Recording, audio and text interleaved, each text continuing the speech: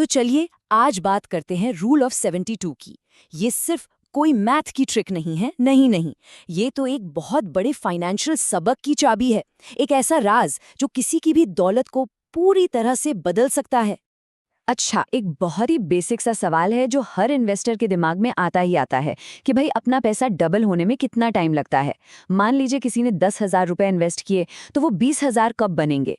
इसी सवाल का जवाब है रूल ऑफ 72 की असली बुनियाद। और ये रूल है ना, बहुत ही सिंपल है। मान लीजिए कि किसी इन्वेस्टमेंट पर 8% का सालाना रिटर्न मिल रहा है, तो बस 72 को 8 से डिवाइड कर दीजिए। जवाब क्या आया? 9। इसका मतलब ये हुआ कि उस पैसे को डबल होने में करीब करीब 9 साल लगेंगे। है ना कमान? ये एक बहुत ही पॉपुलर और आसान फाइनेंशियल शॉर्टकट है। ओके, तो अब थोड़ा गहराई में उतरते हैं। ये रूल सुनने में तो बड़ा आसान है, लेकिन सवाल ये है कि 72 ही क्यों? 70 क्यों नहीं, या 75? आखिर ये काम कैसे करता है? इसके पीछे का जो मैथ है ना, वो असल में काफी मजेदार है। देखिए, इसको समझने के लिए हमें कंपाउंड इंटरेस्ट के फॉर्मूले से शुरू करना होगा। अगर P हमारा प्रिंसिपल अमाउंट है, R इंटरेस्ट रेट और N सालों की संख्या, तो पैसा डबल करने का फॉर्मूला बनता है P into 1 plus R raise to the power N equals 2P। अब जब हम इसे सिंप्लीफाई करते हैं और दोनों साइड का नेचुरल लॉग लेते हैं, तो हमें मिलता है N multiplied by ln of 1 plus R equals ln of 2। ठीक है, अब जब हम N के लिए यानी सालों की संख्या के लिए इस इक्वेशन को सॉल्व करते हैं, तो हमें मिलता है n equals ln2 divided by ln1 plus r। अब देखिए, ln2 की वैल्यू होती है करीब 0.693 और असली मैजिक यहीं पर है। मैथ्स में ना छोटे इंटरेस्ट रेट्स के लिए ln1 प्लस r की वैल्यू लगभग r के बराबर ही होती है। तो जब हम ये अप्रॉक्सीमेशन यूज करते हैं, तो हमारा फॉर्मूला बन जाता है n is approximately 0.693 divided by r। तो टेक्निकली देखा जाए तो ये रूल ऑफ 69.3 होना चाहिए था। लेकिन जरा सोचिए, 69.3 से दिमाग में कैलकुलेशन करना कितना मुश्किल है। वहीं दूसरी तरफ 72, ये एक शानदार नंबर है, क्योंकि ये 2, 3, 4, 6, 8, 9, 12 कितनी सारी संख्याओं से आसानी से डिवाइड हो जाता है। तो बस इसीलिए एक्यूरेसी के ऊपर सुविधा को चुना गया और बन गया रूल ऑफ 72। तो क्या बस इतनी सी बात है? मतलब 69.3 और 72 के बीच का एक छोटा सा कॉम्प्रोमाइज? असल में नहीं, कहानी यहाँ खत्म नहीं होती। क्योंकि जब हम इस छोटी सी मैथ की डिबेट में उलझे रहते हैं ना, तो एक और बहुत बड़ी ताकत है जो इस छोटे से फर्क से कहीं ज्यादा पावरफुल है, और वो चुपचाप हमारी वेल्थ को खत्म कर रही है। और यहीं से हम इस कहानी के असली राज पर आते हैं, और वो है टैक्स। ये कोई छोटा मोटा खर्च नहीं है, जी नहीं। ये एक ऐसी फोर्स है जो दशकों में किसी के भी इन्वेस्टमेंट के आउटकम को पूरी तरह से बदल कर रख सकती है। और इस बात को समझने के लिए हार्वर्ड बिजनेस स्कूल की एक जबरदस्त स्टडी है जिसने 80 सालों के डेटा को एनालाइज किया, और उन्होंने जो पाया ना, वो हैरान करने वाला था। ये स्टडी बताती है कि असली खेल नंबर कैलकुलेट करने का है ही नहीं, बल्कि टैक्स के असर को समझने का है। इस स्टडी का ये जो कोट है ना, ये सब कुछ कह देता है। फर्स्ट ऑर्डर इम्पैक्ट, इसका मतलब क्या है? इसका सीधा मतलब ये है कि टैक्स कोई साइड की चीज नहीं है, कोई छोटी मोटी बात नहीं है। ये किसी भी इन्वेस्टमेंट के फाइनल रिजल्ट को तय करने वाले सबसे बड़े फैक्टर्स में से एक है, बिल्कुल रिटर्न रेट की तरह ही इंपॉर्टेंट। तो समझने वाली बात यह है कि इन्वेस्टमेंट पर मोटे तौर पर 2 तरह के टैक्स लगते हैं, एक डिविडेंड पर और दूसरा कैपिटल गेन पर। लेकिन यहीं पर एक बहुत बड़ा ट्विस्ट है। कैपिटल गेन पर टैक्स हर साल नहीं लगता। ये सिर्फ और सिर्फ तब लगता है जब कोई अपना इन्वेस्टमेंट बेचता है।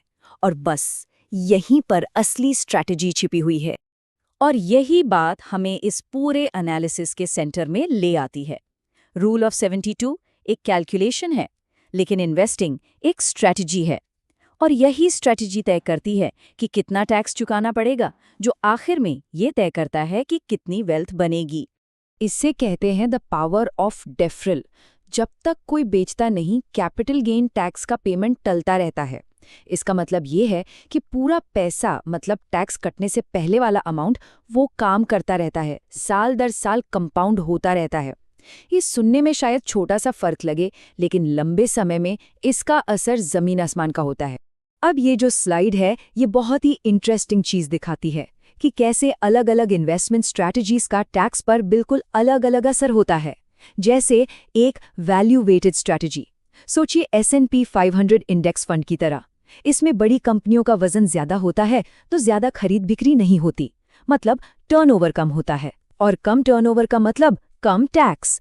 वहीं दूसरी ओर एक इक्वल वेटेड स्ट्रैटेजी है जिसमें सारे शेयर्स को बराबर रखने के लिए बार बार खरीद बिक्री करनी पड़ती है, तो इसमें टर्नओवर बहुत ज्यादा होता है और नतीजा बहुत ज्यादा टैक्स। तो हार्वर्ड की स्टडी ने क्या किया? उन्होंने 1927 से लेकर 2007 तक पूरे 80 साल के लिए इन दोनों स्ट्रैटेजीज को सिमुलेट किया, और जो रिजल्ट्स आए वो होश उड़ाने वाले थे।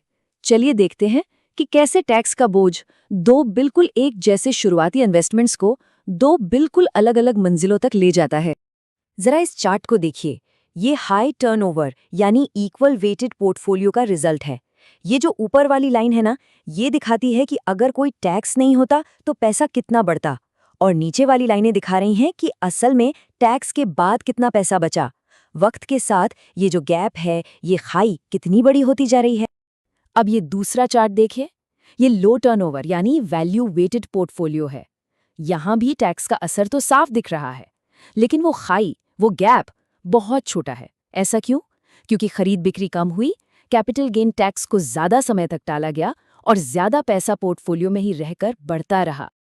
और ये आखिरी चार्ट ये दोनों स्ट्रैटेजीज को आमने सामने रखता है।